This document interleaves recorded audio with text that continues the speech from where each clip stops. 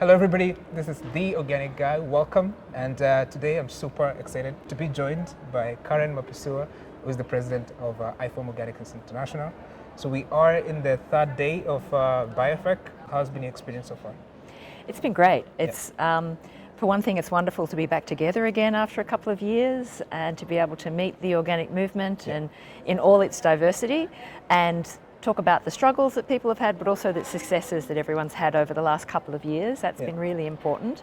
The show is a little bit smaller than usual, but in lots of ways people have been saying that's good. It's giving us more time together, and the exhibitors have really said that the customers that are coming through are high value customers. They're really good conversations and people are getting a lot from the trade fair. So it's been a great experience. It's exhausting, but it's been a really good 3 days so far. I guess that's some interesting feedback, but a lot of people may not know actually, BIOFACH and IFOAM have very good relationship, working together for a long time now. So can you maybe give us highlight on, how does that relationship has come about and how is it going so far? Yeah, so we have been working with BIOFACH for a long time. We're a partner in delivering BIOFACH, which is valuable for us, I think, as well as for the BIOFACH group.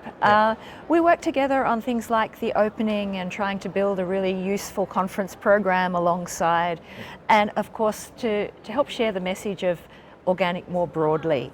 Exhibitors come and they have a product to sell, but we also need to be able to keep the story around what organics means, not just for market, but for farmers' livelihoods and for environment and for all those other really key issues. So our partnership with BIOFACH really allows us to weave that story into the commercial sector as well. Interesting perspective. Before you joined IFOAM officially as the president, I mean, a lot of your work has been working with small-scale farmers across the Pacifics. So can you give us an outlay? I mean, how do small-scale farmers interact, especially organic? How do they view organic from their position? The Pacific is interesting because the Green Revolution didn't really touch us. We grow different crops. So really until only 20 years ago, we were organic by default, but we had really diverse and complex agroforestry systems as the basis of our food system. So when you talk to smallhold farmers about organic in the Pacific, it goes straight to their heart and they go, yes, what my grandfather did or what my father did. So there's a really close connection to the land and to food and to production. So moving from that traditional concept of organic into certification and markets is not that difficult. We work a lot with participatory guarantee systems in the Pacific. Our focus is not so much on export. We have some crops that are focused for export, coconuts obviously, but food security, protecting our environment, protecting our reefs, they're the things that are really the heart and soul of the organic movement in the Pacific region. Talking about food systems, I mean, recently FAO did have a food system summit, and organic is one of those systems that are always talked about. So moving forward, I mean, what role do you see organic as a movement playing in shaping the next summits and maybe in the food system as a whole?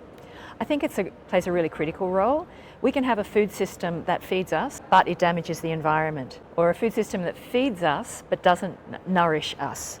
And I think that what organic brings to the table is a system that is going to rebuild our environment, support biodiversity, also support human health through taking the pesticides and the dangerous things out of the food system, but also by growing more nutritious food products that are, I believe it's important that we have a relationship with our food.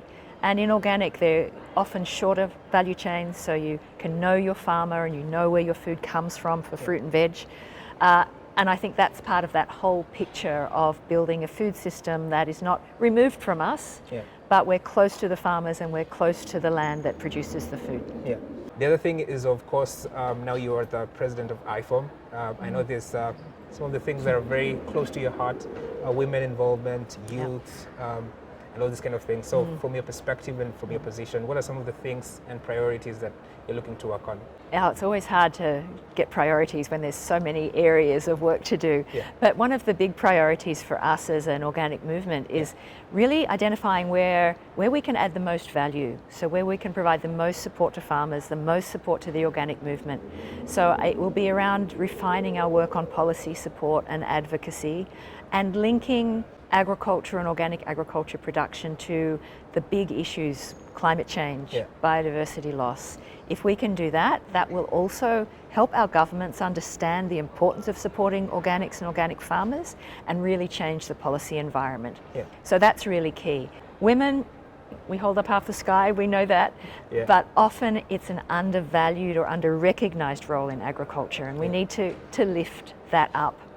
Young people, I don't like the expression that, young people are the leaders of tomorrow. Young people lead today, and that's something that we're really looking at supporting in the organic sector as well. The young people that are in the sector are our leaders and inspiration, and we've got to continue to support that as well. Yeah, interesting. Based on that, I think the organic movement does have a great future. So as we conclude, what message do you have to the organic community as a whole? I think the message for the organic community, actually I don't have a message for the organic community. We know what we're doing. My message is for the rest of the world is eat organic, buy organic, support our farmers, and through doing that you're not only helping yourself, you're helping the planet. And we all need to work together to get us through the challenges that we're facing. All right, I think the message is very, very clear. Thank you very much for your time.